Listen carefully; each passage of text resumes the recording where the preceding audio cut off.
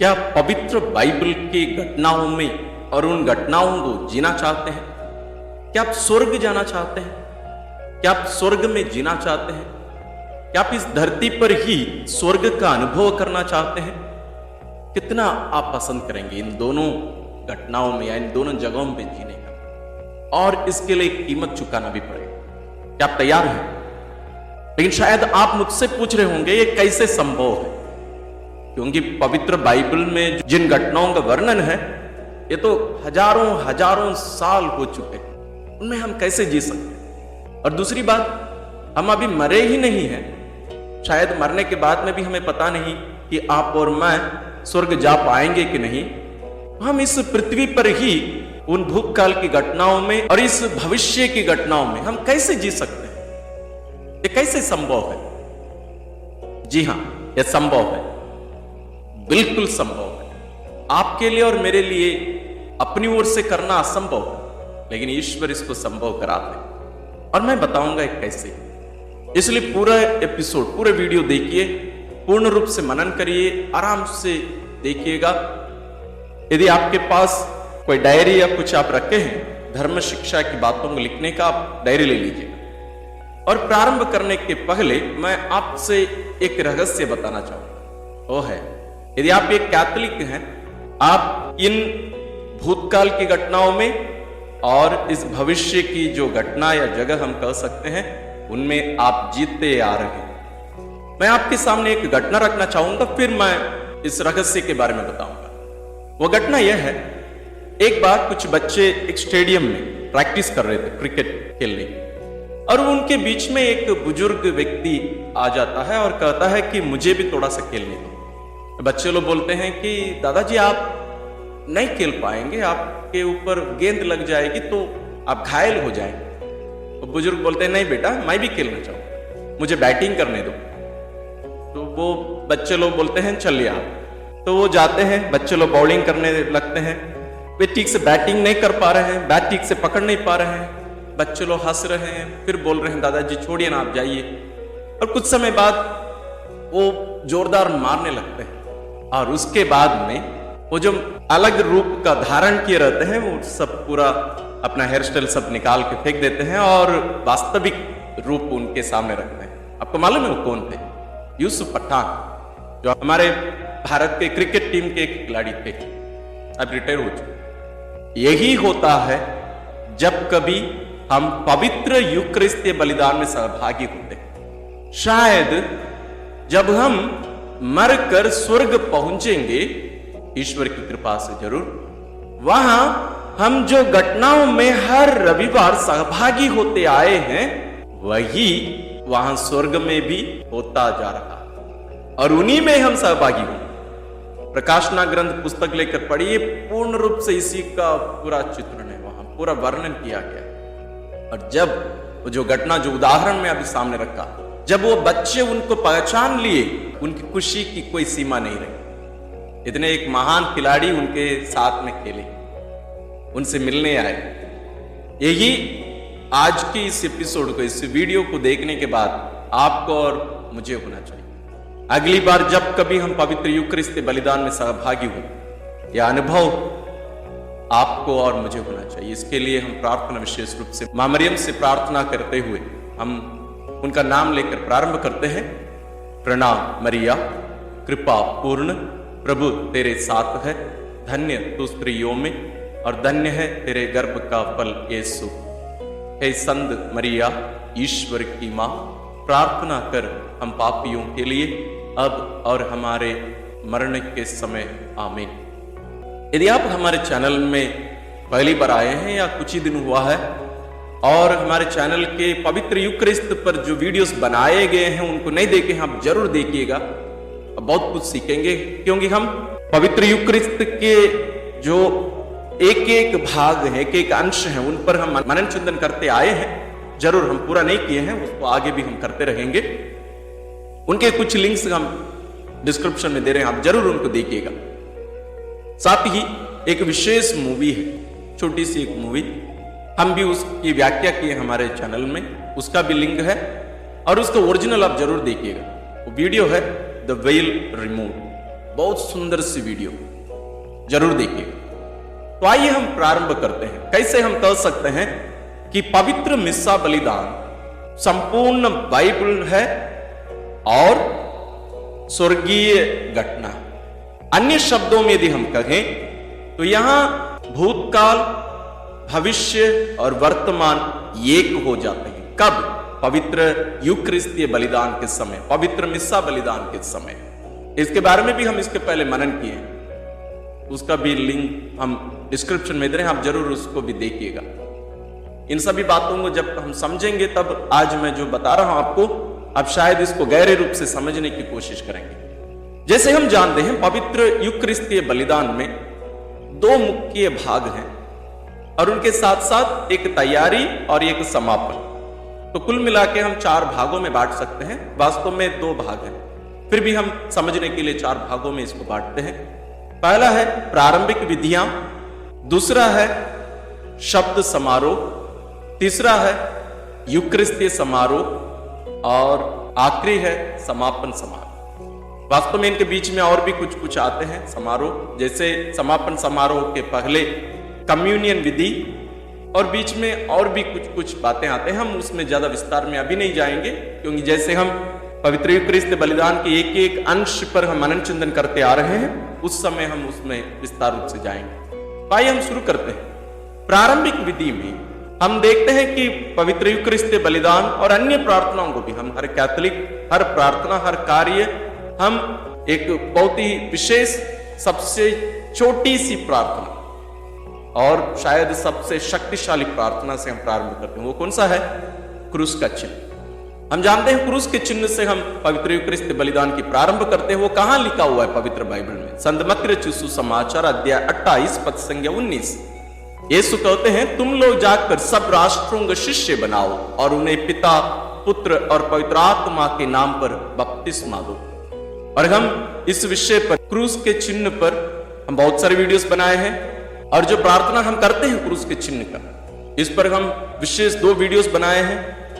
जरूर यदि आप नहीं देखे हो उसको जरूर देखिएगा कि कैसे इस छोटी सी प्रार्थना का हम 21 अर्थ ले सकते हैं, उसमें अंदर छुपा हुआ है, वास्तव में उससे ज्यादा है। और उसका अर्थ और क्या क्या हो सकता है और पवित्र बाइबल में उसका मतलब क्या है, उन सब के बारे में हम मनन किए। जरूर उधर आप उन वीडियोस देखिए, उनके भी लिंक्स हम डिस्क्रिप्शन में दे रहे हैं। नबी यसेकिएल के ग्रंथ अध्याय 9 पद संख्या 4 में हम यहां देखते हैं कि नबी यसेकिएल वहां देखते हैं, वहां उनसे कहा जाता है कि आप शहर में जाकर लोगों के माथे पर, उनके मस्तक पर ताव अक्षर का चिन्ह अंकित करो। ये ताव एक क्रूस जैसे दिखता है, या एक्स हम कह सकते हैं, या टी जैसे भी हम देख सकते हैं। जैसे ताव यदि हम ग्रीक भाषा में यदि हम जाएं तो उसका रूप अलग अलग जैसे लगता है। आजकल जो लेटर्स के रूप बदलते रहते हैं, उसी प्रकार ताव एक प्रकार से क्रूस का चिन्ह जैसा है। तो हम स्पष्ट रूप से जानते हैं कि पवित्र बाइबल पर आधारित है, पवित्र बाइबल की एक प्रार्थना और उसमें प्रस्तुत की गई एक घटना भी हम कर सकते हैं। और यही चीज हम प्रकाशना ग्रंथ में भी देख सकते हैं। जो स्वर्ग में रहते हैं उनके माथे पर मेमना और उसके पिता के नाम अंकित है। तो हम जब क्रूस का चिन्ह बनाते हैं तो हम प्रार्थना करते बोलते हैं, पिता और पुत्र और पवित्र आत्मा के नाम पर, आमीन। अभी उसके बाद में हम आते हैं अभिवादन।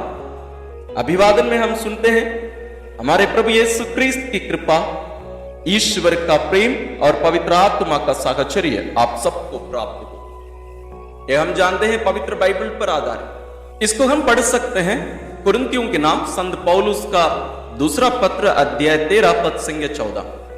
और इसके साथ पवित्र यूक्रिस्तीय बलिदान के अंतर्गत और एक अभिवादन ज्यादा हम सुनते हैं, वो है प्रभु आप लोगों के साथ हो। यह हम बाइबल में बार बार हम इस अभिवादन को सुन सकते हैं। पुराने विधान में भी बहुत सारे जगहों पर भी है, नए विधान में भी बहुत सारे जगहों पर। तिमोथी के नाम संत पौलुस का दूसरा पत्र अध्याय 4 पद संख्या 22 में संत पौलुस लिखते हैं, प्रभु तुम्हारे साथ हो। न्यायकर्ताओं का ग्रंथ अध्याय 6 पद संख्या 12 में हम देखते हैं कि ईश्वर का स्वर्गदूत गिदियोन के पास आकर उन्हें भी यही अभिवादन देते हैं, प्रभु तुम्हारे साथ हो। नए विधान में हम बहुत सारे जगहों पर देख सकते हैं, स्वर्गदूत गैब्रियल कुंवारी मरियम के पास आकर भी यही कहते हैं, प्रणाम प्रभु की कृपा पात्री, प्रभु आपके साथ हैं। और हम सभी मिलकर ये उत्तर देते हैं पुरोहित को और आपकी आत्मा के साथ भी, क्योंकि वहां वे जो पुरोहिताई अभिषेक प्राप्त किए हैं उसकी विशेषता हमसे थोड़ा सा हटकर है। वे जरूर हमारे साथ, वे हमारे भाई हैं, लेकिन पवित्र यूकरिस्तीय बलिदान के समय विशेष रूप से जरूर हमेशा उस समय वे प्रभु यीशु के स्थान पर खड़े हैं, विशेष रूप से मुख्य याजक। तो हम उन्हें जो जवाब दे रहे हैं, हम उनके शारीरिक रूप को देखकर नहीं, बल्कि उनकी आत्मा जिस पर ईश्वर विशेष मुहर लगाए, जरूर जैसे हर एक कैथोलिक पर जो मुहर लगाई गई है बपतिस्मा संस्कार के समय, दृढ़ीकरण संस्कार के समय, वैसे ही पुरोहिताई संस्कार के समय उन्हें एक विशेष अनुग्रह का चिन्ह, एक मुहर उन पर लगाई गई। वो वास्तव में हमें अन्य विश्वासियों से उन्हें थोड़ा सा अलग करता है, उसे हमें जानने की जरूरत। इसके बाद हम देखते हैं कि हम पवित्र यूकरिस्ती की तैयारी करते हैं और हम अपने पापों को स्वीकार करते हैं। पाप स्वीकार की विधि होती है, जैसे मैं शुरू में ही कहा, प्रारंभिक विधियां कहते हैं, ये बहुवचन में है और इस पर हम इसके पहले भी वीडियोस बना चुके हैं। यदि आप देखे नहीं हैं उसको देखिएगा। प्रारंभिक विधियों पर पश्चाताप की विधि में हम अपने आप को तैयार करते हैं, अपने पापों को याद करते हैं, उसके लिए पश्चाताप करते हैं और अपने पापों के लिए हम ईश्वर से क्षमा याचना करते हैं और हम ईश्वर से दया याचना करते हैं। नहम्याह का ग्रंथ अध्याय 9 पद संख्या 2 में हम देखते हैं, इस्राएली जब निर्वासन के बाद अपना देश वापस ले आए जाते हैं, यिज्रा और नहम्याह के समय था वो, वहां हम देखते हैं कि वे ईश्वर के सामने अपने अपराधों को स्वीकार करते हैं। जरूरी अन्य सभी ग्रंथों में हम देख सकते हैं, जहां कहीं भी विधान की नवीनीकरण हुआ था या जहां कहीं भी विधान बनाई गई थी, उन सभी जगहों पर हम इस बात को देख सकते हैं। अपना शुद्धिकरण के बारे में जो बातें वहां कही गई, नहम्याह का ग्रंथ अध्याय 9 पद संख्या 2 में लिखा है, इस्राएली सब परदेशियों से अलग हो गए, उन्होंने खड़ा होकर प्रभु के सामने अपने और अपने पूर्वजों के अपराध स्वीकार किए। ईश्वर के सामने अपने अपराधों को स्वीकार किए। और महिमा गान हम जानते हैं, उसके तुरंत बाद महिमा गान आता है। महिमा गान हम जानते हैं ये स्वर्गदूतों का गीत है, इसलिए इन शब्दों को नहीं बदलना। आज जैसे हम इसके पहले मनन किए हैं, हमारे कैथोलिक चर्च में जैसे हिंदी बेल्ट में, हिंदी एरिया में हम देखते हैं कि बहुत सारे महिमा गान हैं। नहीं, प्लीज उन सबको बंद कर दीजिएगा। महिमा गान जो मिसल में या मिस्सा ग्रंथ में दिया गया है उसी को ही गाना, शब्दों को बदलना नहीं।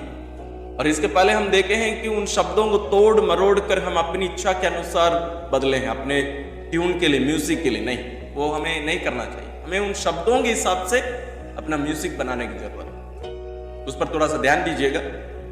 और हमारे चैनल में हम कोशिश कर रहे हैं उन गानों को पब्लिश कराने के लिए, कुछ कोयर मंडलियों से बनवाकर पब्लिश करने की, बहुत जल्दी आ जाएगा। संत लूकास रचित सुसमाचार अध्याय 2 पद संख्या 13 और 14 में हम पढ़ते हैं, एकाएक उस स्वर्गदूत के साथ स्वर्गीय सेना का विशाल समूह दिखाई दिया, जो यह कहते हुए ईश्वर की स्तुति करता था, सर्वोच्च स्वर्ग में ईश्वर की महिमा प्रकट हो और पृथ्वी पर उसके कृपा पात्रों को शांति मिले। हम देखते हैं इन्हीं शब्दों का प्रयोग करके हम महिमा गान गाते हैं, या उन शब्दों को हम बोल भी सकते हैं। यदि आप गा नहीं पा रहे हैं शब्दों को, आप बोलिए। हमारी पल्ली में हम बोलते हैं, क्योंकि हमें वो गाने नहीं आता है, हम अभी सीखना शुरू करेंगे, तो हम बोलते हैं उन शब्दों को, आप बोलिए। और इस महिमा गान के अंदर जो अन्य शब्द प्रयोग किए जाते हैं वो पवित्र बाइबल के अलग अलग जगहों से लिया गया है। इनके बारे में हम आने वाले दिनों में जब वीडियो बनाएंगे, इसके ऊपर ही, महिमा गान के ऊपर ही, उस समय हम गहरे रूप से इस पर मनन करेंगे। और पवित्र यूकरिस्ती बलिदान के जो 2 भाग मैं कह रहा था, मुख्य भाग, उनमें से पहला है शब्द समारोह। 2 समारोह होते हैं, शब्द समारोह और यूकरिस्ती समारोह। यह है शब्द समारोह। शब्द समारोह में हम देखते हैं कि जब कभी ईश्वर इस्राएलियों के साथ विधान किए, विधान के पहले, उनके शुद्धिकरण के पहले, जैसे हम कुछ समय पहले देखे, हमारा भी शुद्धिकरण होता है मिस्सा बलिदान के समय। हम अपने पापों को स्वीकार करके दया याचना करते हैं, क्षमा मांगते हैं और ईश्वर हमें क्षमा करते हैं। ना पुरोहित की एक प्रार्थना है क्षमा की। और तो हम यहाँ शब्द समारोह के लिए तैयार हो गए। शब्द समारोह के समय जैसे रविवार के दिन 2 पाठ और उसके बाद में सुसमाचार, उसके बीच में एक अनुवाक्य और हालेलुया भी हम गाते हैं। यहां हम देखते हैं निर्गमन ग्रंथ अध्याय 24 पद संख्या 7 में उसने विधान की पुस्तक ली और उससे लोगों को पढ़ सुनाया। लोगों ने उत्तर दिया, प्रभु ने जो कुछ कहा है हम उसके अनुसार चलेंगे और उसका पालन करेंगे। यह हम पाठ सुनने के बाद यही कहते हैं। जो अनुवाक्य रहता है वास्तव में उसका जो दूसरा भाग पढ़कर सुनाया गया और लोग उसके लिए उत्तर देते हैं, हम ऐसे ही करेंगे, इसका पालन करेंगे। विधान के समय होता था इसकी घोषणा, और जब कभी इसका नवीनीकरण किया जाता था तब भी ऐसे करना रहता था। दोनों पाठों के बाद, रविवार के और अन्य साप्ताहिक दिनों में, पहले पाठ के बाद में, अनुवाक्य के बाद में हम हालेलुया गाते हैं। ये इब्रानी भाषा में उसका अर्थ है गॉड बी प्रेज्ड, यानी ईश्वर की महिमा हो या ईश्वर की स्तुति हो। हालेलुया का मतलब स्तोत्र ग्रंथ अध्याय 113 से 118 पूर्ण रूप से ईश्वर की महिमा के स्तोत्र हैं या गीत हैं। तो उस पर आधारित हम ईश्वर की महिमा कर रहे हैं। जैसे मैंने कहा, वहां हमें देखना है कि जो शब्द दिए गए हैं पवित्र बाइबल से, उनका हम प्रयोग करें। हम हालेलुया गाएं, फिर उन शब्दों का प्रयोग करें, फिर हम हालेलुया गाएं। और ये जो हालेलुया हम गाते हैं, किसके पहले? पवित्र सुसमाचार पढ़े जाने के पहले, सुनाए जाने के पहले। ये हमें एक विशेष घटना का याद दिलाता है।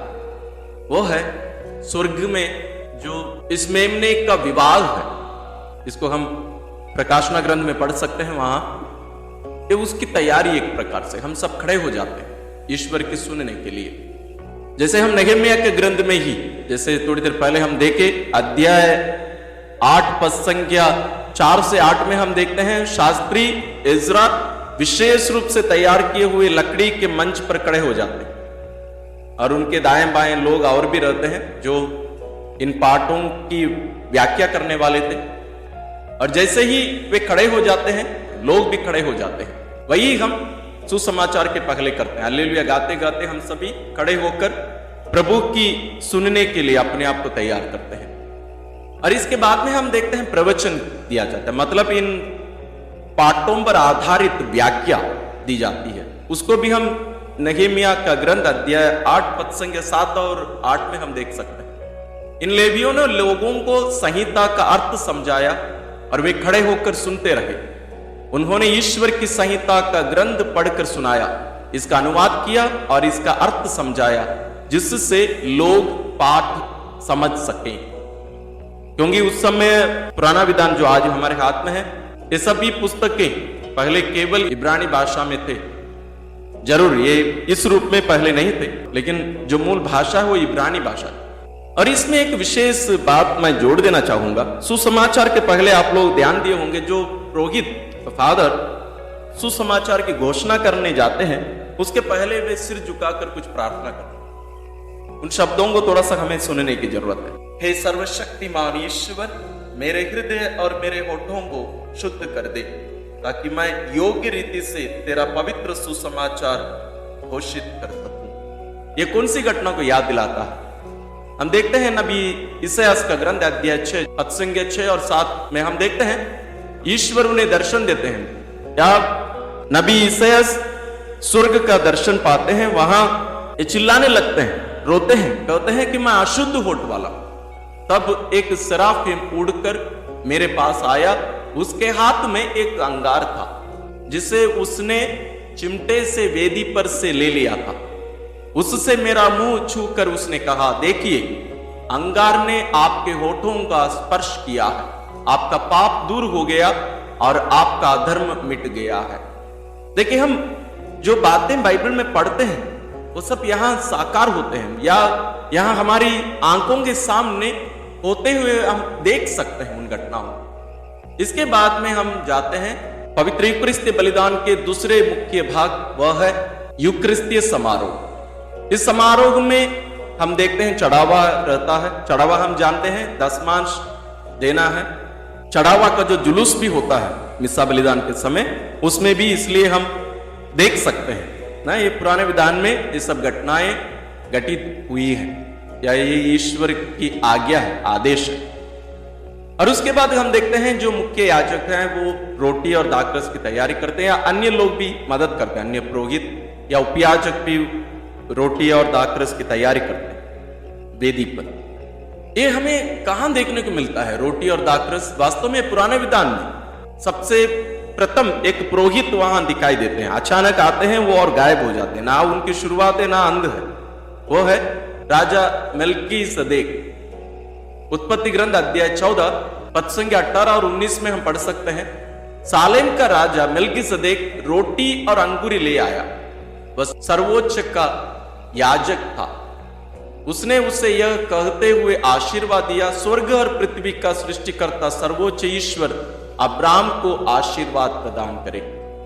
ये पुरोहित, ये कौन है वास्तव में मेल्कीसेदेक? इब्रानियों के नाम पत्र अध्याय 5 पद संख्या 9 और 10 में हम पढ़ते हैं, वह पूर्ण रूप से सिद्ध बनकर और ईश्वर से मेल्कीसेदेक की तरह प्रधान याजक की उपाधि प्राप्त कर उन सबों के लिए मुक्ति के स्रोत बन गए जो उनकी आज्ञाओं का पालन करते हैं। इब्रानी अध्याय 4 का अंतिम भाग और अध्याय 5 यदि हम पढ़ें तो महापुरोहित के बारे में, यानी प्रभु यीशु को महापुरोहित के रूप में वो लेखक हमारे सामने पेश करते हैं, ये उसका पाठ। तो मेल्कीसेदेक प्रभु यीशु का एक पूर्वाभास है। रोटी और दाखरस के बाद में पुरोहित एक प्रार्थना करते हैं। आप देखे होंगे जैसे रोटी और दाखरस को उठाकर जैसे चढ़ावा का गीत चलता है अधिकांश जगहों पर, हमारी पल्ली में हम चढ़ावा गीत नहीं गाते हैं, मतलब चढ़ावा के समय गाते हैं लोग जब चढ़ावा लेकर आते हैं। उसके बाद रोटी और दाखरस को उठाकर जब पुरोहित तैयारी की प्रार्थना करते हैं, हम उस समय गीत नहीं गाते हैं। उनके तुरंत बाद में पुरोहित अपना सिर झुकाकर एक प्रार्थना करते हैं, हे प्रभु, हम अपने को दीनहीन समझते और हृदय से पश्चाताप करते हैं, हम पर दया कर। हे प्रभु ईश्वर, तो आज हमारा यह बलिदान ग्रहण कर। दानियल का ग्रंथ अध्याय 3 पद संख्या 39 और 40 में हम पढ़ते हैं, कोई स्थान ऐसा नहीं जहां तेरी कृपा दृष्टि प्राप्त करने के लिए हम तुझे प्रथम फल अर्पित करें। हमारा पश्चातापी हृदय और हमारा विनम्र मन मेढ़ों, सांडों और हजारों पुष्ट भेड़ों की बलि जैसे तुझे ग्राह्य हो। आज तेरे लिए यही हमारा बलिदान हो। ऐसा कर कि हम पूर्ण रूप से तेरे मार्ग पर चले, क्योंकि तुझ पर भरोसा रखने वाले कभी निराश नहीं होते।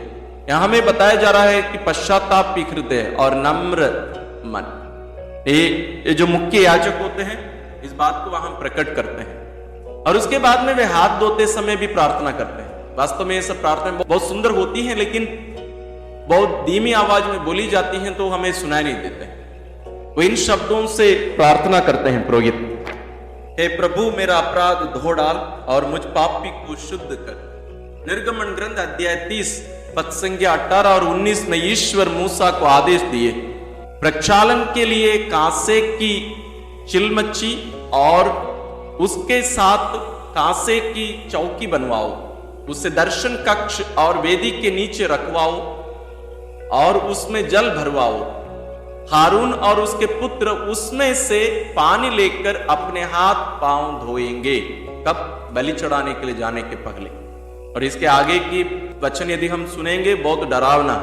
वे कहते हैं कि वे अशुद्ध हाथों से अंदर प्रवेश कर मेरे लिए बलि नहीं चढ़ाएंगे, नहीं तो मैं उनको मार दूं। और इसके बाद में और इसके साथ में हम देखते हैं कि वो दूध चढ़ाने का पवित्र मिस्सा बलिदान में भी एक अहम भूमिका निभाता है। वास्तव में हम पुराने विधान में बहुत सारे उदाहरण देख सकते हैं धूप चढ़ाने का। एक उदाहरण संत योहन बपतिस्ता के पिता जकरियस, वो मंदिर में क्या करते रहते हैं? वे धूप चढ़ा रहे थे जब स्वर्गदूत उन्हें वेदी के दाएं खड़े होकर दिखाई दिए। हम इसको प्रकाशना ग्रंथ में भी देख सकते हैं अध्याय 5 पद संख्या 8 में, जब मेमना पुस्तक ले चुका तो 4 प्राणी तथा 24 वयोवृद्ध मेमने के सामने गिर पड़े।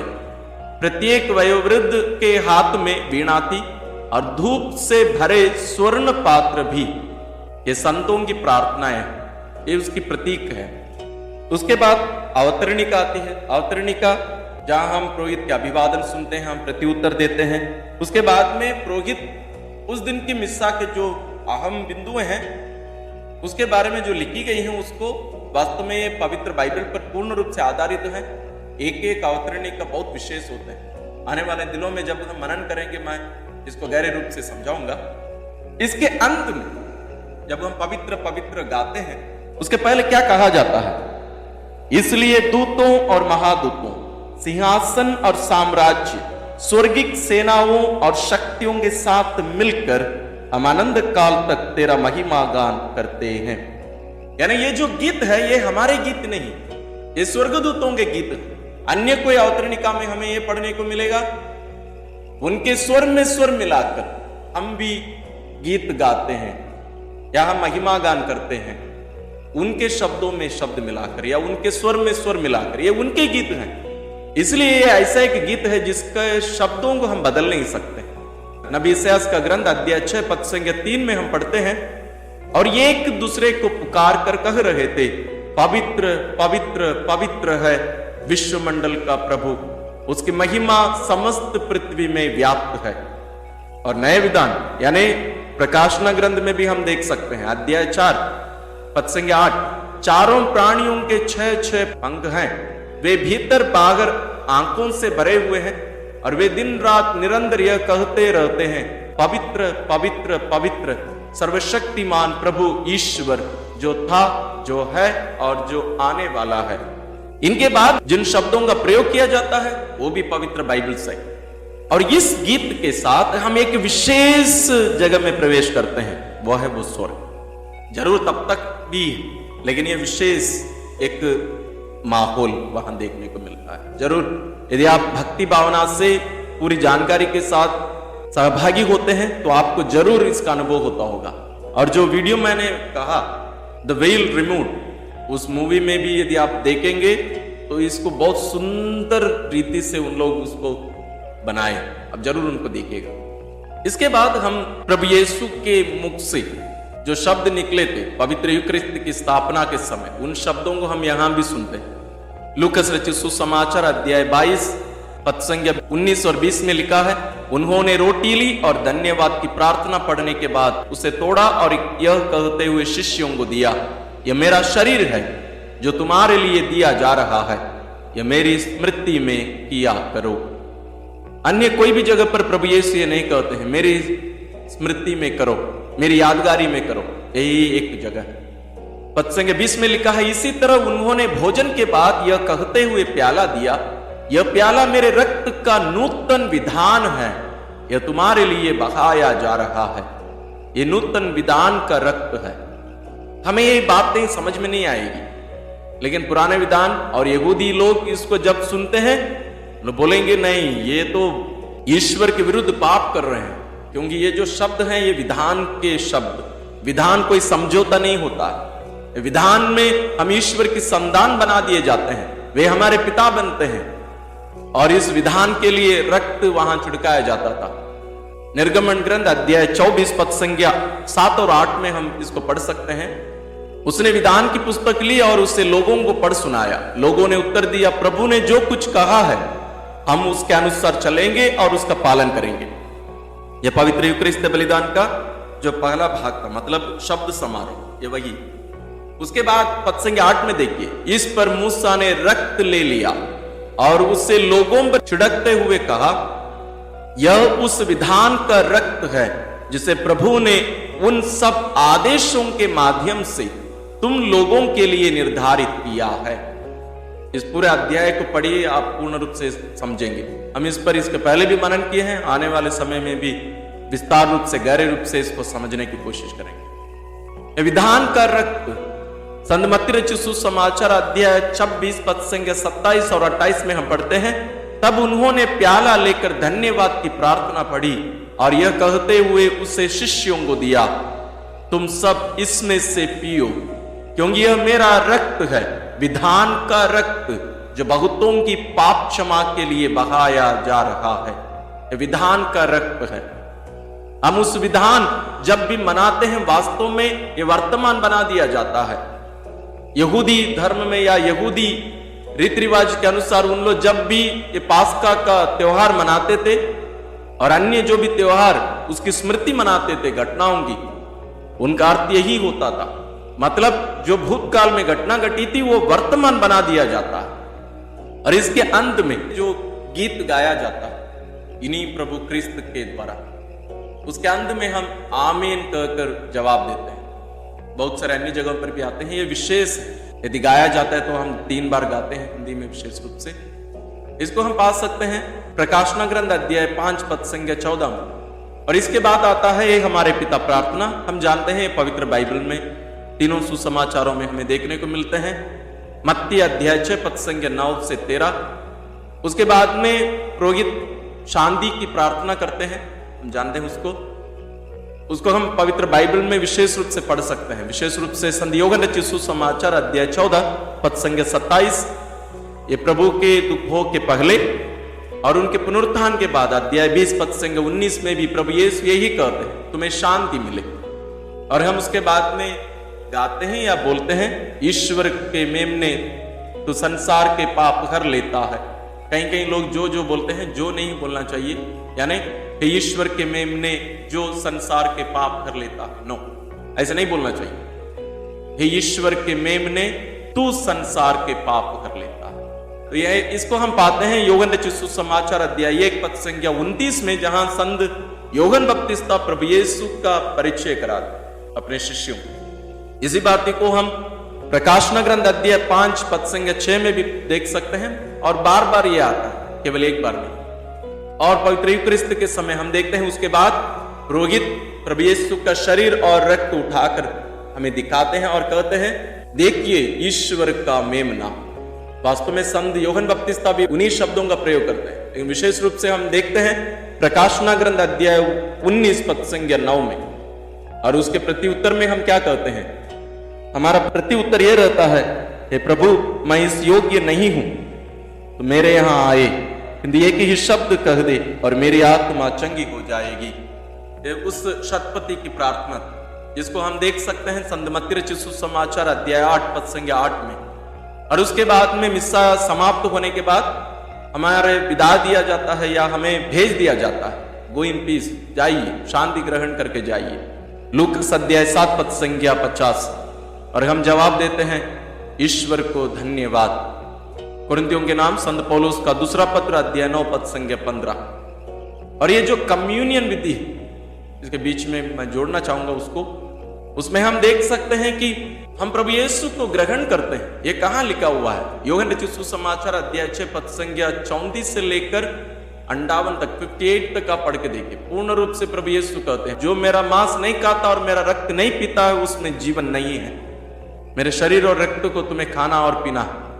तो ऐसे हम देख सकते हैं, जैसे प्रारंभ में मैंने कहा शुरुआत में, कि हम स्वर्ग जा सकते हैं इस पृथ्वी में रहते समय ही, और पवित्र बाइबल पर जो भी बातें लिखी गई हैं उनमें भी हम जी सकते हैं।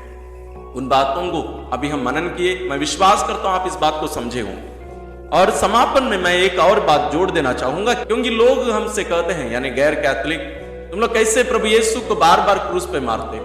प्रभु यीशु एक ही बार मरे, जरूर वो एक ही बार मरे। हम कहां कहते हैं कि पवित्र यूकरिस्त के समय प्रभु दूसरी बार मरते हैं? हम ये कहते हैं कि पवित्र यूकरिस्त के समय जो पुरानी घटनाएं, जो भूतकाल की घटनाएं हैं, वे सब वर्तमान बना दिए जाते हैं। Those events are made present। इस पर हम इसके पहले बार बार हम मनन किए हैं, जैसे मैं शुरुआत में ही कहा हूं, उनको आप जरूर देखिए, उन पर मनन करिएगा। और इसका जवाब यह भी है, जैसे प्रकाशना ग्रंथ में हम देखते हैं कि ईश्वर का मेमना उस स्वर्ग में, वो मेमना है, और वे मारे गए एक मेमने के भांति वहां दिखते हैं, यानी उनके शरीर में घाव अभी भी दिखाई देते हैं। इस पर भी हम इसके पहले मनन किए हैं। यानी स्वर्ग में जो बलिदान ईश्वर के सामने, पिता के सामने ये ईश्वर का मेमना चढ़ाते रहते हैं, वही बलिदान है। ये समापन में मैं ये कहना चाहूंगा, जब कभी हम पवित्र यूकरिस्त बलिदान के लिए अपने आप को तैयार करें, हम योग रिद्धि से अपने आप को तैयार, समय से पहले पहुंचे। जैसे हम इसके पहले भी इस पर हम वीडियो बनाए हैं कि कैसे हमें पवित्र यूकरिस्त के लिए अपने आप को तैयार करना। जब तक हम अपने आप को तैयार नहीं करेंगे, और जब तक हम पहचानेंगे नहीं कि वास्तव में क्या है और कौन है पवित्र यूकरिस्त, क्योंकि पवित्र यूकरिस्त कोई चीज नहीं, एक व्यक्ति है स्वयं प्रभु यीशु, उनका जीवन। तो हम भी उन बच्चों के समान जो श्री यूसुफ पठान को देखकर आनंदित हुए जब वे पहचाने कि वास्तव में कौन है, हमारी खुशी उससे भी बहुत ज्यादा होनी चाहिए, क्योंकि हम ईश्वर के सानिध्य में ना केवल प्रवेश करके उनकी आराधना करते हैं, बल्कि हम उनको खाते पीते, हम उनके साथ एक कर दिए जाते हैं। यह अनुभव हम सबों को मिले और मैं विश्वास करता हूं कि आप इस आनंद को अपने साथ आप छुपा के नहीं रखेंगे, बल्कि सबों को बताइए।